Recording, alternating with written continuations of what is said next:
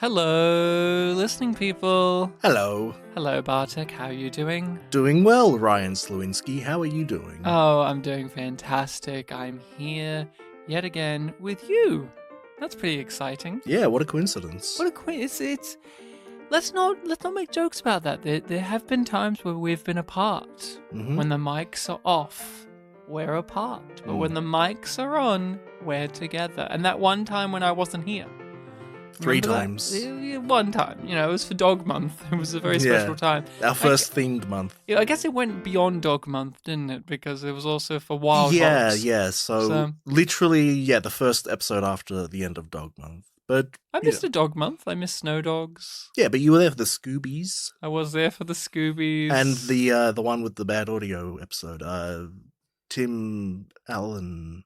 Shaggy Dog, yes. Yes, but today we are here on Spit and Polish to present to everyone Pictures Powwow, in which we sit down and talk about a picture that has been recommended. And Bartek, we have a cycle of recommendation. What is that? Cycle of recommendation means... He's been at it for a while, everyone. Bartek's podcasted longer than me. That's true. I have more podcasting episodes because I host a second podcast. Ryan had to make a second podcast to catch up with me, the master of saying whatever the word I just messed up was. Recommendation. Our cycle of recommendation means that we have a 3-week cycle that determines the order of the people recommending the films. In the first week, it'll be a recommendation from myself. In the second week, it'll be a recommendation from the guy with 2 podcasts, Ryan. And then in the third week, it'll be the wild card, the listening people, the everyone else in life. That's you, everyone. You out there can recommend movies to us. And if we can find them, we will watch them and we will talk about them. So feel free to reach out, contact us, and let us know movies that you think would be good for the podcast, and we'll add it to the list. And this time around, Bartek, you were the person that recommended a movie. What film did you recommend? I recommended the 1961, I believe, Akira Kurosawa film, Yojimbo. Yojimbo. How would you best describe this to someone who has not seen Yojimbo, but you're thinking they should check it out? So Yojimbo is a film about a wandering samurai, a ronin, doesn't have a master. He just wanders around the land and goes wherever, his wandering takes him. And in this film, he comes across a small town that is in the middle of basically a little gang war, or at least a, gang kerfuffle that's happening. And he, meets a sympathetic character not associated to either gang and, decides, oh, you know what, I'll try to do something about this situation. He tries to basically get in with both gangs to undermine the whole operation. And hilarity and heartbreak ensue. Everyone, this is one of those films by one of those legendary filmmakers that is timeless. It's one that's inspired a lot of movies since, and so there is a level of, perhaps if you watch it as a first-time viewer, which I am. I've not seen this before. Same. There's a level of familiarity with it, but don't let that dissuade, because the style, the execution, the performances, and still the way the story plays out is so marvelous. It's worth watching for yourself. So if you have not seen Yojimbo before, recommend that you give it a watch for yourself, because we're going to get into all of the details, the nitty-gritty, and talk about it. As I said, I have not seen this before. I'm aware of it. I'm aware of what things have taken from it. I was aware of the premise of it going in. I've seen the poster. I've seen images from it, of course, because it's one of those films that you just see talked about all of the time of like, did you know that this film was inspired by this Kurosawa movie and this one and this one and this one? And so I had that going in of just like, okay, I've not seen this before, but in a weird way, I have seen this before. But as I just stated, that didn't get in the way of how good the film is. I loved it. I thought it was fantastic. I very much enjoyed this. I thought the pacing was very particular, and the tone was very particular as well. The music I hated to begin with, but the way it was utilized over time and then the way it disappeared made it all the more effective and made me actually look back upon the soundscape of the movie in a very fond way of just appreciating whether it is the sounds of swords hitting flesh or these plucky stringed instruments from the score itself. It made me just think about how methodical all of those decisions were just in the soundscape, as well as what we're seeing on the screen with the performances, the way that the shots are lined up, and how much things linger or how much they cut away from, the shadows, the contrast, the lighting, the environment. We've covered a Kurosawa film before. We did Rashomon, which was 11 years before this? Yeah, that was 1950. I think it was 50 on the dot. It could have been 49 or 51. And you can see a lot of the hallmarks of this filmmaker, especially use of weather to tell story. Rain and sun and night and day and all of that have meaning and have very their choices made to help hammer in points that the narrative wants to get across to you, whether it be characters' motivations and how they change, or epiphanies, or signs of trouble happening. But yeah, I had a great time with this. But Bartek, you were the one that recommended it, so tell us, why did you recommend this and your overall history with the film? Sure, so it's pretty similar to yours. I'd heard of it, but hadn't seen it before. I knew some imagery, mostly just like the poster. Not too much from the film itself. I mentioned last week that I haven't seen many Kurosawa films, like basically just Rashomon before this. I saw that twice. And I wanted to go out and see some more. And I figured, well, maybe Ryan hasn't seen this one, so we can both check this out fresh and see what we think. And you know what? Just like you, I really love this film as well. This was a lot of fun. I wasn't expecting it to be as funny as it was. It's not a comedy film, but it's very funny in a lot of ways. Yeah. Definitely. I like the music from the start. It was weird.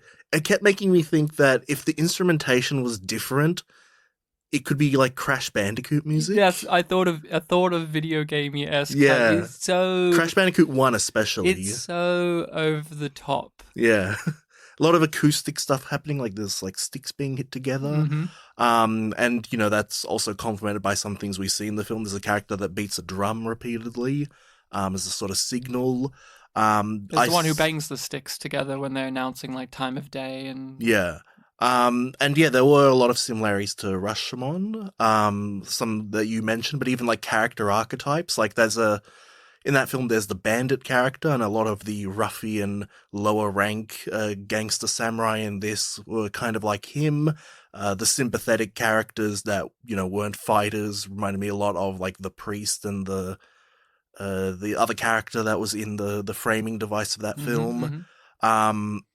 Yeah, it was just a really good time, and seeing it all work together so well, it's really gotten me pumped to see more Kurosawa films, because like, oh, these both, I enjoyed them pretty similarly. I like the style. I'd like to, go check out some more. And as already said, this is a seminal film, along with so many of his others, in which we see it influence different countries, different cultures, different genres of film. This is a samurai story, but it's also a cowboy story. We've seen this.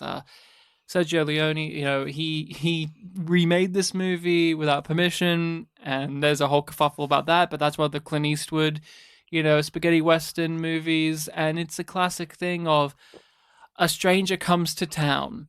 There's something wrong with the town, and in their own mischievous, avant-garde way, they solve the problem and learn through the problem to find their, you know, their humanity or their convictions or their morality. Because our main character in this, he's very aloof, and he lives up to this idea that we have often seen in movies about the samurai that perhaps not most of them are very, if any of them are honorable, or what does honor look like when you are just someone with a sword who goes around to places and fucks shit up as a profession. I think back to the film that we did that was by Takashi Miike, 13 Assassins, where one of the characters in that movie, the one who lived in the woods and whatever, he just thought that samurais and all that were fucking hoity-toity, hypocritical, asshole, stupid pricks who were just thugs but given a status because of what reason. And it's not as extreme as that in this, but I think that this is something that we see a bit in a lot of these movies. Even when you go back to Rashomon, there's like this idea of like, these people, we bestow this sense of code and honor and nobility, but are they that much different? Yes. And we see he as our main guy as a character himself kind of come to terms with that over the course of the movie of like, oh, I should actually become a hero instead of just waiting for my tactics to slowly work themselves out. I actually need to get involved. I actually need to get my hands with blood. Yeah, I didn't double check the setting of the film as in like the year it's set, but I think it is set towards like the end of the samurai era, so like, you know, late 1800s, so they're just about to be on their way out, and it's really highlighted by the fact that, you know, it's not the warring states period. They're not fighting over like control of the nation or something. It's literally like a local conflict that's happening. But they still have such reverence for him. That's a lot of the humor. He's like the old school. That's a lot of the jokes, is he's able to manipulate these two gangs so easily because they fear and respect him so much, and yet he's done very little. He's like killed like 2 or 3 guys or maimed a few of them at the beginning, and then he just sits around for most of the movie waiting for them to eventually wipe each other out. Yeah, he makes his vibe known, and they fear that vibe. They fear the vibe. But where do you want to start with this? What are some elements that you want to talk about? I guess, yeah, we could start talking with the main character. So, you know, a samurai guy who feels like he's from an older era. It's like we don't really know his backstory. We don't even get his name. He makes up a name just by looking at something and saying, that's my name, and it's so unconvincing that it's never even mentioned again. They just accept, yeah, you're a stranger. That's fine. Yeah. That's fine. But yeah, this whole localized conflict we see from the first fight that they try to have, that they're all kind of just letting the stalemate exist. Like, you know, they're approaching each other with like, you know, big words and big actions, but they're actually just cowering back and looking for an excuse to end the fight.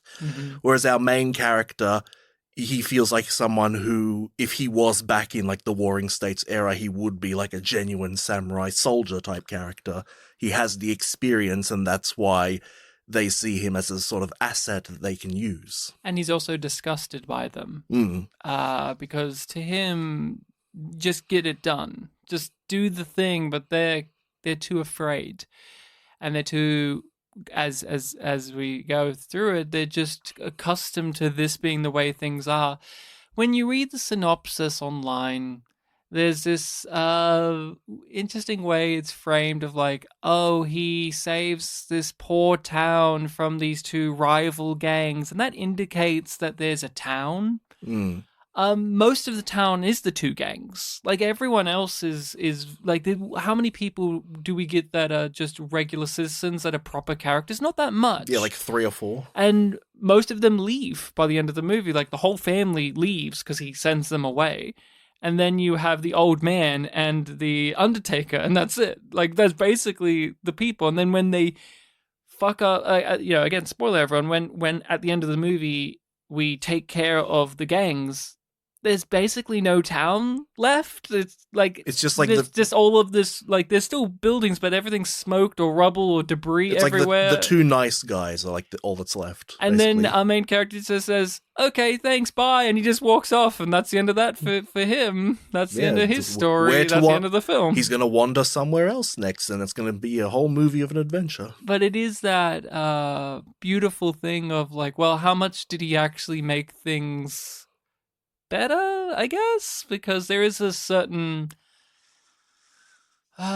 bleakness in the third act as the sound, like, as the music no longer kicks in, and we just have people murdering each other and covered in blood and, like, whimpering on the ground, begging and saying, "Oh, there's no need for prayers for me," and then he just claps his hands and just says, well, my job here is done. And we should emphasize that, especially for the first two acts, he's not, the archetypal, like, military dad, like, stern seriousness. There is a cheekiness to him. Mm-hmm. There is a certain level of amusement he gets out of the whole situation.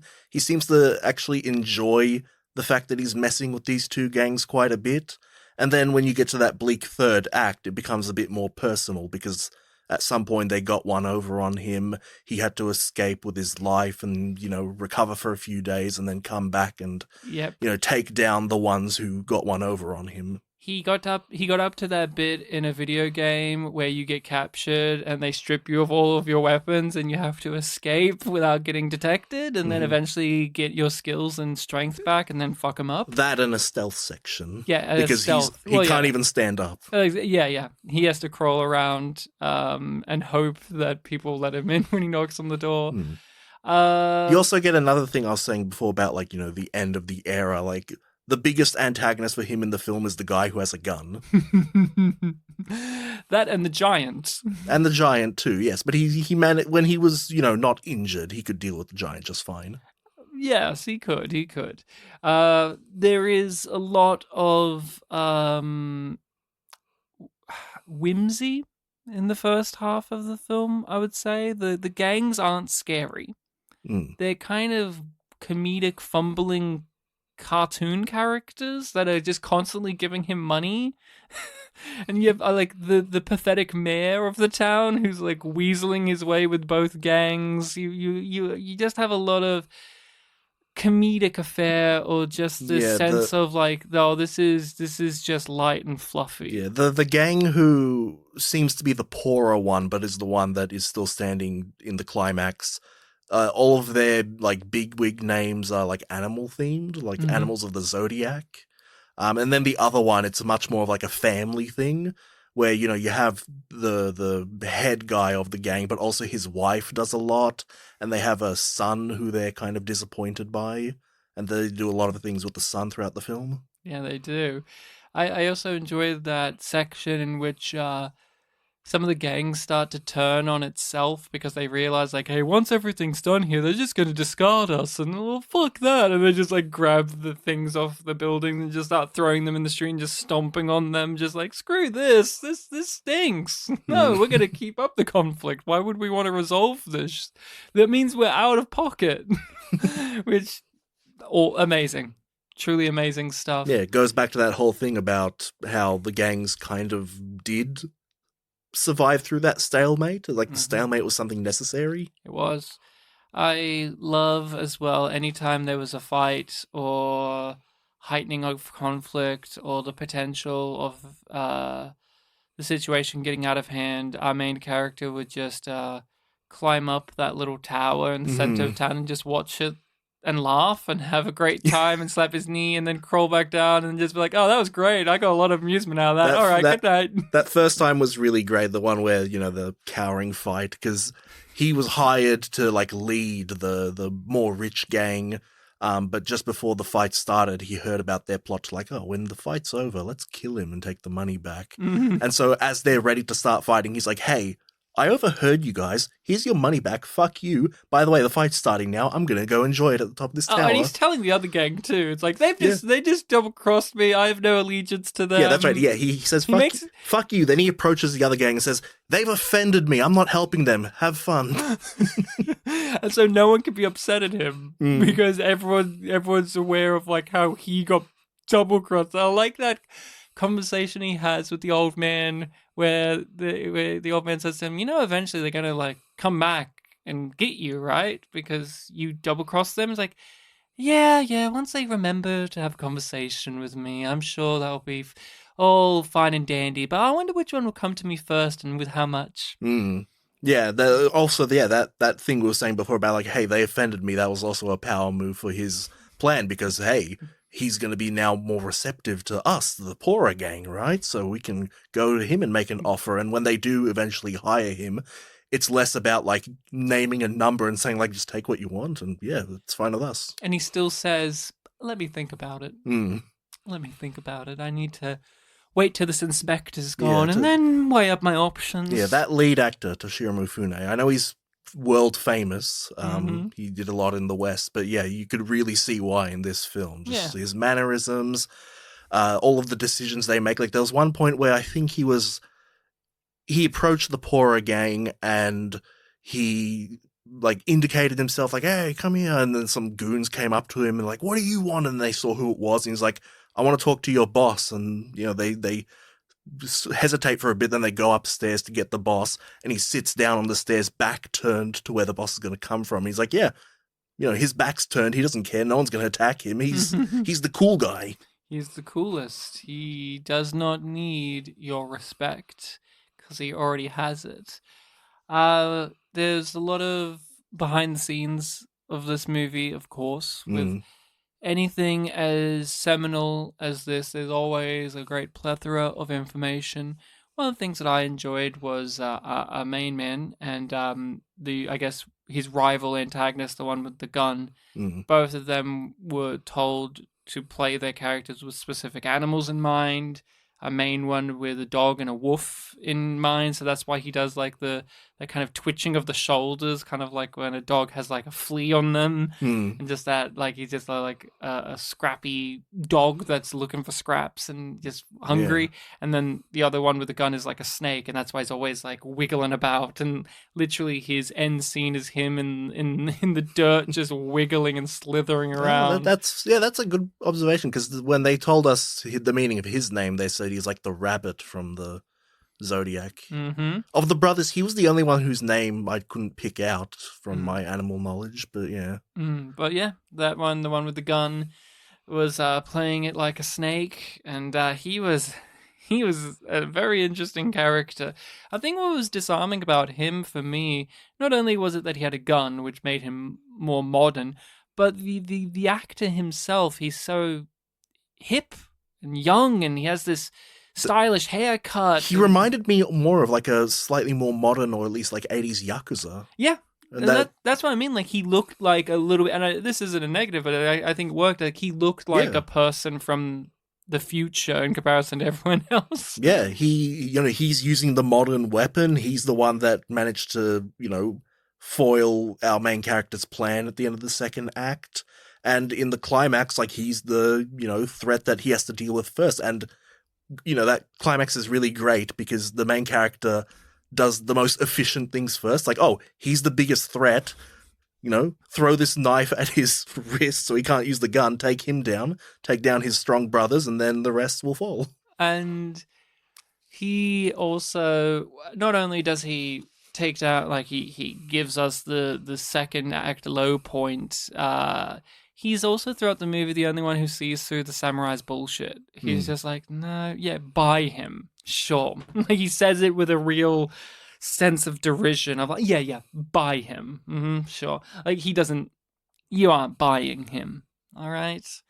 And I love that type of antagonist in a film that's surrounded by everyone who's just going with what the main character says and does at face value. I do like the antagonist who is just the one who's, Mr. Am I taking crazy pills? He's clearly playing all of us.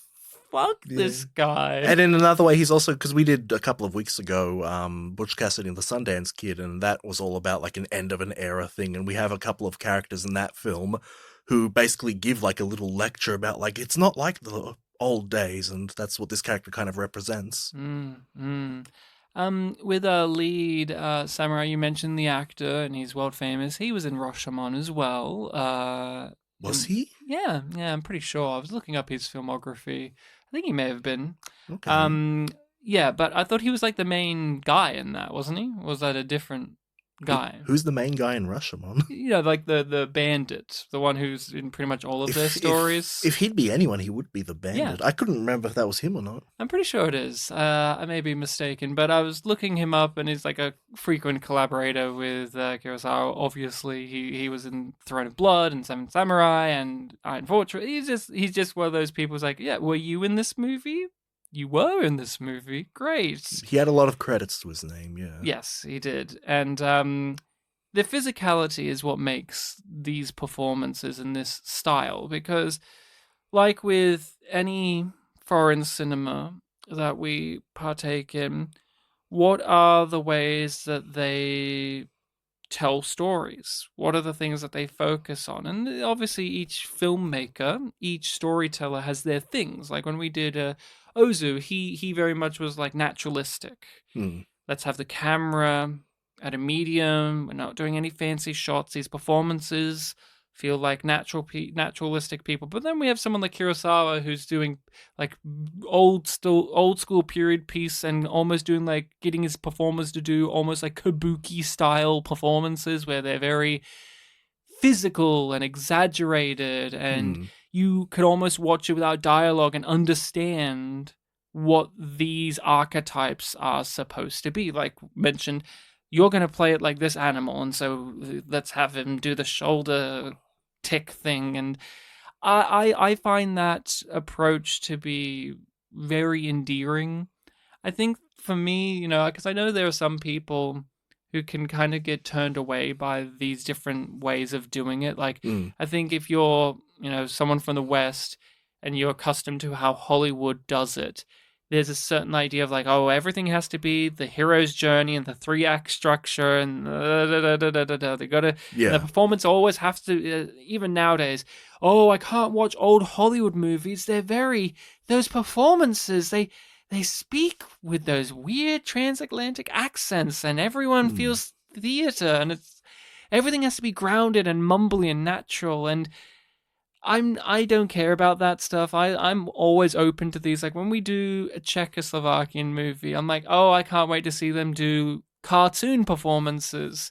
And how will they do that? But with Japanese, especially of this era, I do like the balance of these over-the-top performances with the stoicism. It's like this weird dichotomy of the two things that feel like they should not gel together at all, but they completely do. Yeah, they have interesting ways of expressing things. Like I'm thinking of the main character in this film, and even though, he's a samurai who, says a lot of, grand things or interesting things to show his perspective, and he has various interactions with all the other characters, I think of the character and all I think about is him sitting down and eating, or him sitting down and drinking, and just the fact that he's doing these things so naturally in a film that's about, a gang fight in a town that's, being terrorized by this gang fight. Just the way he sits down, eats, drinks, you wonder what he's thinking, what he's going to do next.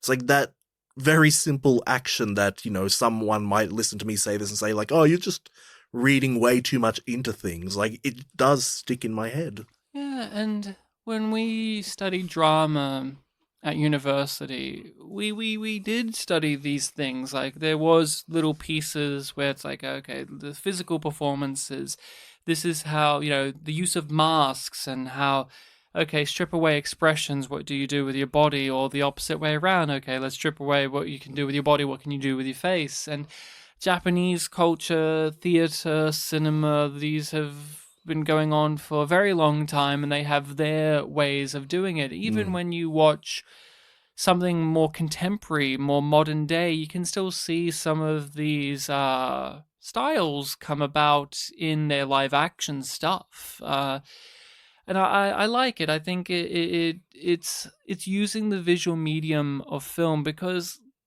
I'm not coming to Yojimbo for the dialogue. That's not what's lingering with me. I can't tell you honestly, and like a piece of dialogue that carries through the movie is like, oh, it's more the physical. It's more the way that the characters hold themselves, or how Kurosawa frames them in a shot. Just like, oh, I'm going to remember that. And not only will I remember it because it's a striking visual, but that visual or those performances are telling me so much more than the dialogue would. And as was said, this is, by today's standards especially, a very bare bones story. Yeah. But it feels like there's a lot of gravitas and weight to it because of these very simple things. Yeah, and I was looking forward to the film, because I wanted to see what sort of like interesting things it would do. You mentioned before, I didn't think of Yojimbo and I came to it for the dialogue. I, on the same token, knew that this was like a film about a samurai, and I didn't even come to it for the action. Mm-hmm. Like, I wanted to see, like, okay, so what makes this film so, great and standing the test of time? And yeah, it is all of these very small, non-action-y things. When, I must admit, I'm less versed in watching Ronin/samurai stories. They're not... But when I think of them, and maybe this is because of people like Kurosawa, I think of the action as it is in this, which is quick. 1-2 slices, you're down, arms off. Yeah, guy walks away. If the really strong guy is, healthy and, has the advantage, he'll win in a second. If he's injured, then, he's not going to win in a second. He's going to avoid fighting. I've seen other movies in different periods, like, the big, proper, long sword fights, and we're doing flips and dives. Choreography. But that doesn't feel as weirdly genuine as this does. The violence in this movie is both entertaining, but it's also very upsetting. Very blunt and to the point. We're introduced to this town by a dog carrying a severed hand in its mouth. That's like one of the things we're introduced to this town by, and it's just very... confronting. It's still confronting. It's in black and white. It still hits home. Like this main character cuts off someone's arm, and then that is supposed to be the reason why these two gangs fear and respect him for pretty much the rest of the movie. Like that's the big thing he does is cut off this person's arm and take down 2 others. But like the arm slice, and then that. You are supposed to buy that is going to sway these 2 gangs, and you do.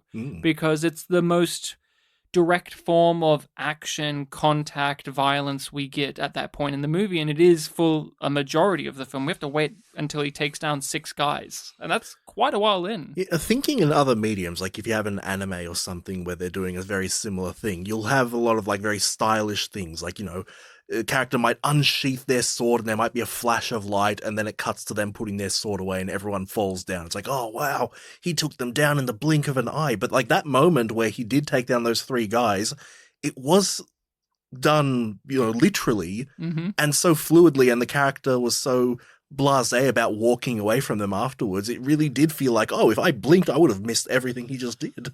And the one where he takes down 6 of them, it's also very quick. He just does not stop physically. He takes more time to make it look like there was a scuffle than he actually did killing 6 guys. That's right. He takes them down so quickly, and then like a few minutes later, he spends feels like an incredibly long shot just messing up the room in different ways to make it look like, there were like a dozen guys that killed them. And yet, there's this sense of, because of the end of an era, and there's a sense of perversion when the exact same thing happens when a person with a gun does it.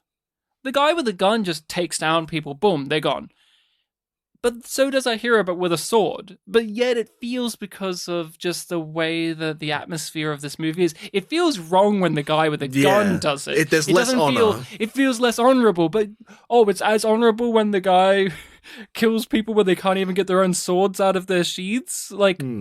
it's still honorable when he cuts off their arm? It is a weird thing where you go, well, why? It's just the attitude of all of those involved. Because even the other gang members, none of them have gun. Only that one guy has a gun, really. It's only him. I think that's literally the only pistol in the film, yeah. And none of them seem impressed that he has it. Like, it's not like, oh, you're going to be our ace in the hole. Like, he's there. He just has a gun. No one's really honorific of it. No one's like, you got something. You got a like, we're gonna be fine. We've got the guy with the pistol. No, they just look at him as like another person in the gang that's just there as well. Like, it's not as if, oh, we think you could take down the samurai because you have a gun. That's not really an attitude. Hell, he has to prove himself more so to be the guy who could possibly take down the samurai. Like, you would think at the beginning, it's like, oh, well, he crossed us. Why don't you go over there and shoot him? That's not something until much later. Yeah, they really, even though the gun is a very significant thing in this film, they don't really like center on it much at all, do they? No, and that's why it gives it this almost anachronistic feeling, even though it isn't. It's just like, ooh. It's like treated almost as reverently as like our main character's sword. Mm-hmm. He does get his sword back at the end, and there is reverence when he gets it back, because he was just going to go over there and stab them with like the little shitty knife, and then he's like, no, take this. No, that wasn't his sword. Oh, it was a different sword? They mentioned like, oh, normally it's dishonorable to take a dead man's sword, but this is better than your knife that you have. Yes, of course. So he doesn't even get his iconic sword back. Now, I'm not going to say that, we say that people, ripped off Kurosawa, right? Mm-hmm. Now, I'm not going to say that Kurosawa ripped off a Bob Hope movie, but in The Pale Face, which we covered, one of the central points of that movie is the person in town who gets the most business is the Undertaker. That's what this movie does. It has that gag. It has the exact same gag. It has the exact same thing. I mean, Lemonade Joe had it as well. Lemonade Joe has it, but Lemonade Joe... It was 2 years later, yeah. After this, but Pale Face is an early example of that idea of like, no matter who wins or who loses, there's only one real winner in this town, and it's the Undertaker. There he's like banging on a coffin. I mean, it must be like just an age-old gag. Oh, it's an age-old thing, but yeah. I just thought it was amusing to bring it up. Like, on our podcast, we've seen this idea from a Hollywood movie earlier. I just wanted to say that because that's what my brain thought of. Yeah, we've seen it in 3 different cultures at least. Yeah. America, Japan, Czechoslovakia. Yeah. 2 of them Westerns, 1 of them a samurai film. Yeah. So. All of them gun. Yeah. I like the different style of coffins, so that's fun. Yeah, true. It was like a little palanquin barrel thing. Mm-hmm. I like the plot. That was a very funny scene after some really horrific violence of convince that guy to help you carry me. Yeah, the dumb muscle brother. One with the buck teeth. Yeah. Convince him, and just the way of convincing him is, the one with the boar name. You're afraid. Okay. You're a coward. Okay, you won't help me. I hear there's ghosts over there, but I guess you're spooked by ghosts. Oh, no. And when they get to the graveyard, he accidentally compliments him too much to where he wants to help him bury the body. So where are the ghosts you promised me that would be here? It's like, oh, well, they only show up to cowards like me, not to brave men like you. And he's like just really flattered by that. It does still find some moments of levity in there. What were some other things for you? Were there any technicals of the film that leapt out? Because I know when we did Rashomon, that was something that was very much of importance, was that film was very much in the daytime and how they captured daytime lighting and like painting trees white and all of that to make it sparkle more. But this film, a lot of harsh, contrasting nighttime shadow scenes as well. Yeah, all hours of the day. You mentioned, this is way back to like the start of the episode, you were talking about the soundscape of the film and you mentioned swords hitting flesh. Was there a sound effect in your copy for when swords was hitting flesh? I'm pretty sure it was nice and quick and subtle, because I was also reading that they were looking for what to use as that sound effect. Okay. And the sound effect was chopsticks in chicken.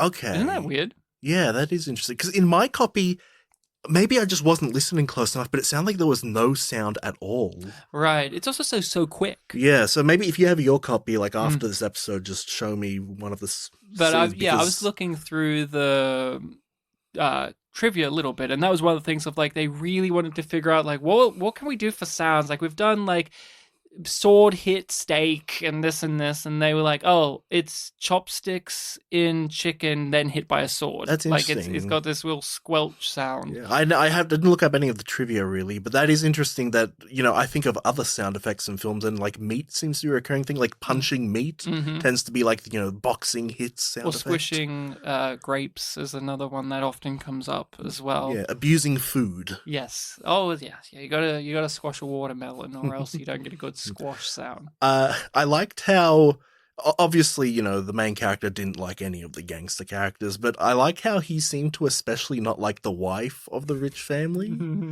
Because she was the one that was like, oh, we have to kill him after the fact. And just every other time after that he interacted with her, it was very dismissive. But she was, trying to, suck up to him, try to make up for it, and it just doesn't work. The use of black and white is very effective as well, because it gives you the sense of this being another time, another place, of course, but when violence is implemented, you're masking the blood. It's just in black and white. But there's something about it too of like how much you get to see or don't see that can really be chilling. One of the moments that really hit hard for me was at the end when everything's turning to shit, and you get the guy banging the prayer drum going around, and then like he sees the other like rival gang guy and he just chases that person into a house, and we don't see it, but we just know like he just stabs that guy to death brutally, and he comes out just drenched in blood with like this deranged look on his face. Yeah. Like, I finally crossed over. I finally, did the thing that I've not been wanting to do or been avoiding. And it's just covered in all of this blood. But even though it's in black and white, there's something about just all of that and just how much it still was very emotional for me. I was like, I was kind of it felt like the film has gone beyond the like levity at that point. Like in the third act, when everyone's killing each other and there's no more musical score and there's scenes like that, it really does come back around to it's all fun and games until it isn't. Yeah, I think especially with those two guys, I think that was the mayor and the merchant who at the beginning of the film we learned that like they both sided with the different gangs, and the mayor ended up losing his power to the merchant guy because the merchant guy went with the more powerful gang. And so that was a thing at the end, what you were just describing of like, both of the gangs are now down, but these guys are still up, and they're the representations of the town that's left. Yeah, and the mayor just decides to wrest his power back and, gets covered in so much blood. It's probably, the goriest part of the film. And yet we don't actually see the physical act. We just see the repercussions and how violence has changed the town. Is it a good thing? Is it a bad thing? Our main character just says, I did my part, now you guys fix it. Oh, by the way, I'll remember to cut your ropes off. Here you go. Now I leave. And we don't really get a great reaction shot of the two people standing there looking at him go. Like, you don't really get to have a sense of closure with those, like with the townspeople themselves. It's more the samurai has his sense of closure of like, I stepped up for means beyond just my own amusement or money. I've regained my own sense of convictions and honor and duty, and now I will go. But what does that mean for the people he did it on behalf of? Yeah, and how many times has this happened? Because, if he's a wanderer who'll just casually walk into this town, have the whole events of the movie happen, and then just leave just as easily. It's like, was this just another couple of days in his life? Or was this something actually significant?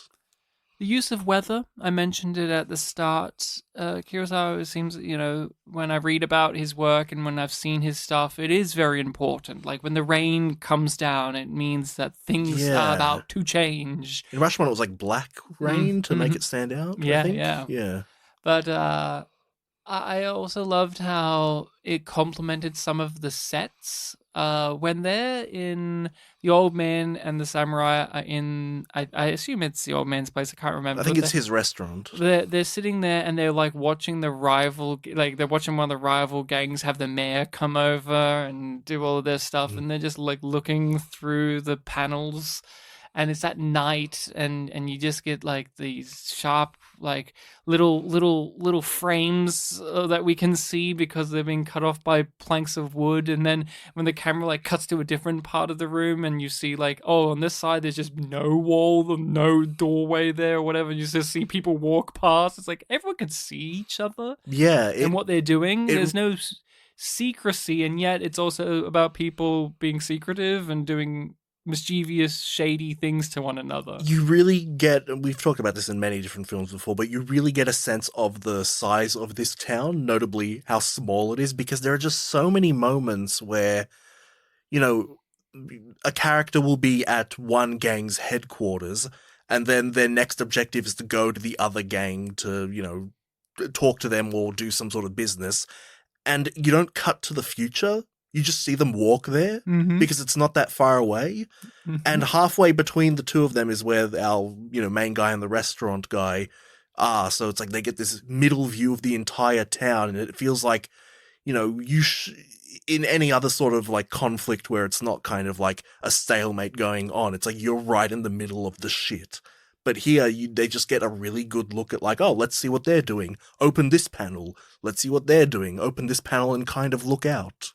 There's a lot of one takes. The film opens on a beautiful one of a stranger coming to town. The credits are overplaying it, and you get this sense of like this shaky, handheld, also yet gliding with such purpose and ease. Like it's a good balance of fluidity and yet that kind of shakiness to it. I was really impressed by that. But the film has so many of those in which it's, why do we need to cut the scene, and why do we need to, you know, set everything up for a new shot when we could just have the camera wander around and the actors can help block us into a new scene or a new shot for this said scene. It's stuff that we see so often in media nowadays, especially in television. Television does it a lot now, but it's still something that I marvel at, and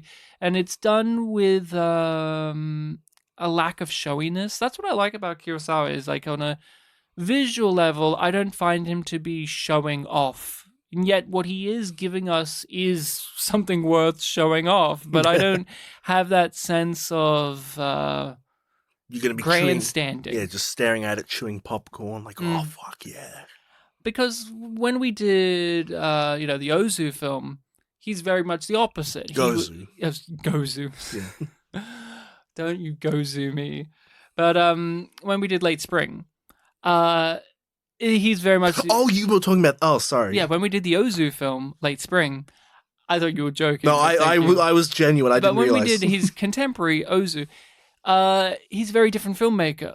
He was very much against, I hate dollies, I hate cranes, I just want the camera in this one spot all of the time, headspace up to here, doorways, people just walk in and out, I'll do it in a simple cut. Yeah, they were never like high angles. And yet both of these filmmakers, drastically different styles, and yet both of them meet in the middle for me of this sense of serenity in how they present their stories and a lack of showmanship. And yet when you actually think about it, there's an incredible amount of showmanship in it, but there's a restraint with it, you know, and yet both of them are approaching it drastically different. Like, this is a movie with big sets and fire and action and, you know, running around and nighttime scenes and you know, these glorious one-take shots that follow people into different rooms and different buildings, and you got to see a guy kill 6 people all in one take, and you're like, okay. But then you ask yourself, well, was this a loud film or a quiet film? And you're like, it was kind of quiet.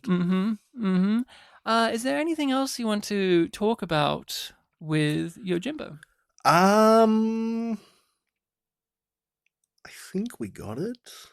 We got it all. Yeah, I think we got it in life. Would you be interested in seeing the other films following this character? Because there are other films following this character made by at least one I know of, made by Kurosawa, and with the actor as well. From what I understand, there's like 2 prequels and a direct sequel. Sanjuro, I think, was the name of the sequel, which is the fake name that he went with. Yep, which I think is like a year or two after this, or a little while after this. So. Yeah, I guess I would be. I mean, Toshiro Mifune's performance, I'd like to see more of that. Hopefully it's not going to be one of those things that kind of like ruins this film, but from what I can tell, it seems as highly rated as this. Exactly, so. It seems like it's all right. Yeah, I mean, I want to check out more Kurosawa in general, but yeah, I could see more of this if they're all right. Are there any I know obviously in the future you may recommend some, but are there any specific in mind in the future that you're like, I've always wanted to see this one of Kurosawa? Honestly, the only ones that I really had in mind is like ones that I know the names of were like this, Seven Samurai and Ran, but I know that he's got like shitloads of films, so really just Iron Fortress. Iron Fortress, yeah, I'm really don't know too many of their names, but yeah, just like 2 hits so far for me. I'd like to see more. I'd like to almost see what his worst one is, just to see how low the bar goes. And I reckon it will be one of his early ones. I guess, yeah. Because Ran's one of his late. That's late like 80s, ones. right? Yeah, and it's awesome. I got that on Blu-ray and we watched it. It was a Christmas present and we watched it like Boxing Day that year, and it was just, it's amazing stuff. I actually do have a Kurosawa in my recommendations for the podcast, but we'll get there one day. But it's one that hasn't come up yet, but I'll be keen to talk about this is the year of the old films. It is the year.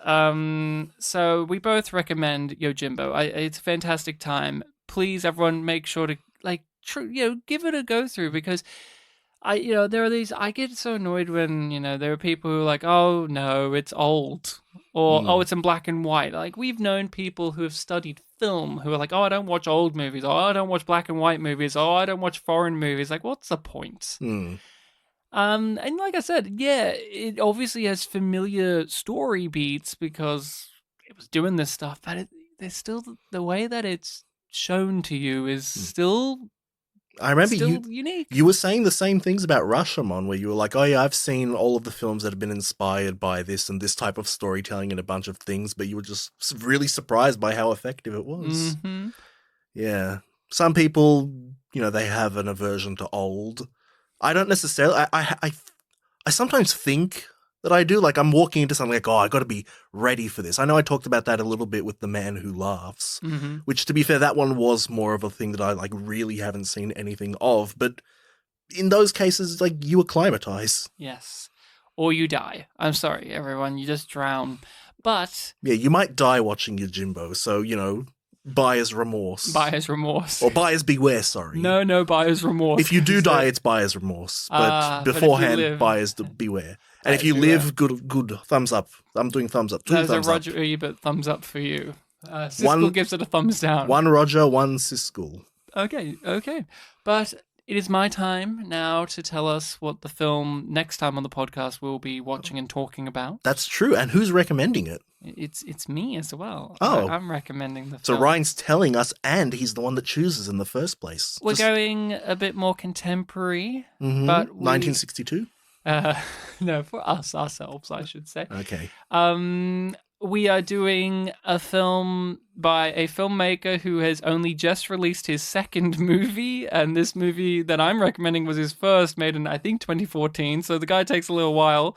We're going to do a Western. We're going to do Slow West, which is a New Zealand Western. Okay. Or at least a Western made by New Zealanders, shot in New Zealand, but it's got Michael Fassbender in the lead. So I brought this up once or twice, much to, we had, when we did, I want to say The Paleface or Lemonade Joe. So we had the Contrarians, and I said Michael Fassbender, one of Michael Fassbender's last good movies was Slow West, and Alex said, what is this last good movie? And I just said, well, look up his filmography and come back to me. And then Alex did. He's like, oh, wow, the passage of time has really fucked my brain.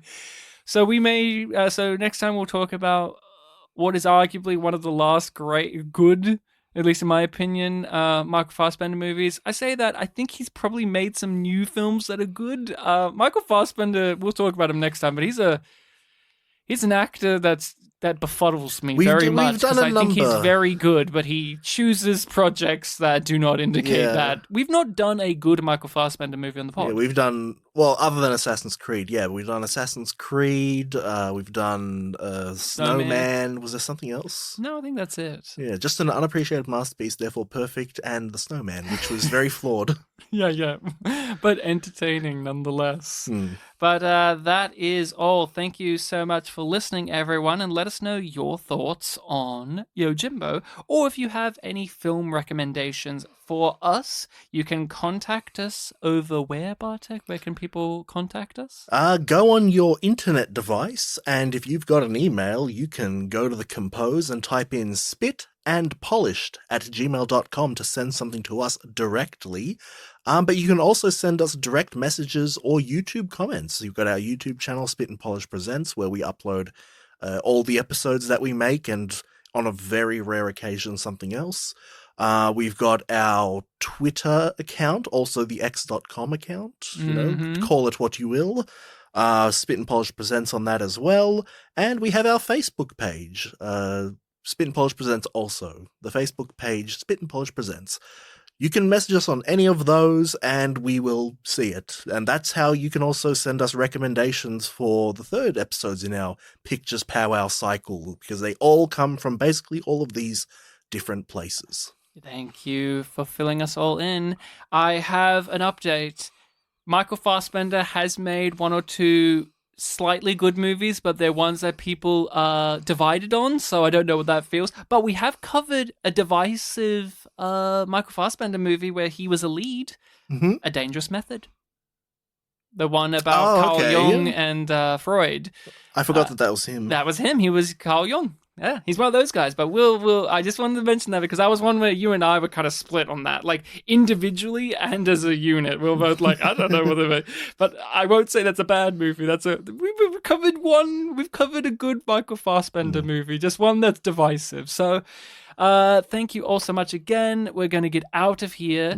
We're going to get on our horses. Oh, that was a moment that really struck me as well. The moment in Yojimbo where someone a guy comes on a horse came in and everyone stopped because like, a horse? What is this, the Warring States? Because no one has horses in this movie. Yeah, really. It's just why do one person. It's he came from somewhere else, yeah. Yeah, they're like, but even our main man, he doesn't have a horse. He just walks in. But it was something I didn't think about until it happened. It was like, I wasn't feeling like the lack of horses, but when one appeared, I'm like, whoa, well, this is different. No, I wasn't even thinking about it, but the sense that there was like everyone stopped and just knew that something was up because a man on a horse came into town. Someone on a horse has come here? I don't even remember who it was, but yeah, it was like... He was there to say that there's an inspector coming. We better... that was a thing. Get real and pretend that we're a good town or else we're going to get in trouble. That was what ended the funny fight. Yep. The stalemate where it's like, inspectors come. Well, if he didn't come, we would have really gotten you. Yes, back at you. Goodbye. And yeah, I looked it up. You're right. Toshiro Mifune was in Rashomon. And when he was the bandit. I'm pretty sure. Yeah, if he was going to be anyone, he'd be the bandit. Yeah, he has that same facial hair. So yeah.